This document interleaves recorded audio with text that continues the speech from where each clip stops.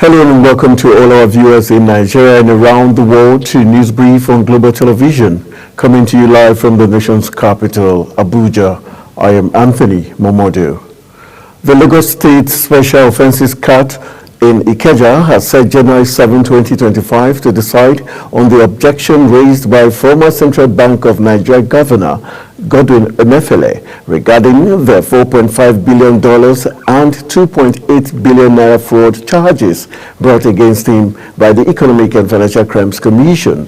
Emefiele, along with his co-defendant Henry Omoile, is facing 26 counts filed by the EFCC before Justice Rahman Oshodi. Emefiele's lawyer Olalekun Ojo SAN argued that the court lacked territorial jurisdiction to hear the case in Lagos.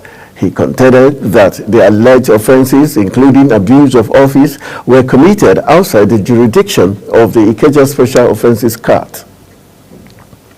United Nations Educational, Scientific and Cultural Organization says for the second straight year, conflict zones have proven dangerous for journalists and media workers, with 2024 seeing at least 68 deaths in the line of duty. More than 60% of these killings occurred in countries experiencing conflict, the highest percentage in over a decade. According to UNESCO new data, the report highlights that 42 journalists were killed in conflict zones this year, including 18 in Palestine, which recorded the highest toll. In business, power generation rose to a high of 3,624,034 megawatts following the restoration of the national grid by the engineers of the Transmission Company of Nigeria after the grid collapsed the preceding day. It was also gathered that the federal government had to intervene in tackling gas supply to generation companies after suppliers of the product reportedly halted gas supply to Genscos due to debt of about 2.7 trillion naira. It was also reported that wholesale gas producing companies had abruptly stopped the supply of natural gas to power generation companies for electricity production over the non-payment of debts accrued from previous supplies.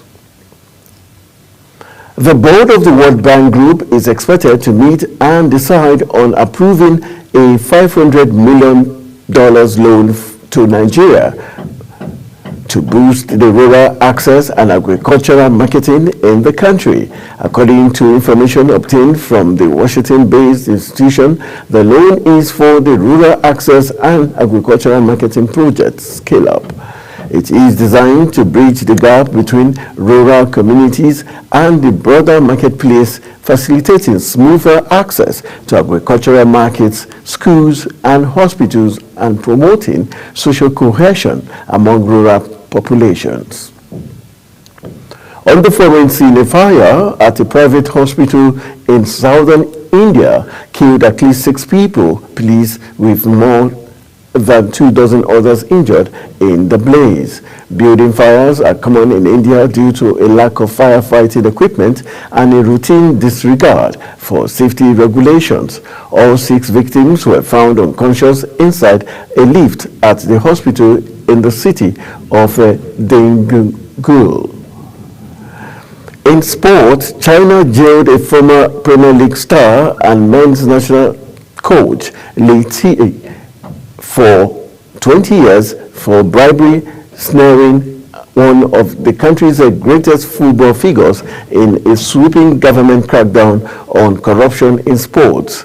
President Xi Jinping has waged an unrelenting campaign against deep-seated official corruption since coming to power over a decade ago.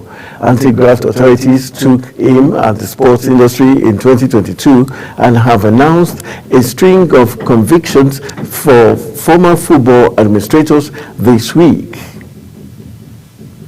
That's it on News Brief, and it came to you from the nation's capital, Abuja. I am Anthony Momodu. Thank you for watching.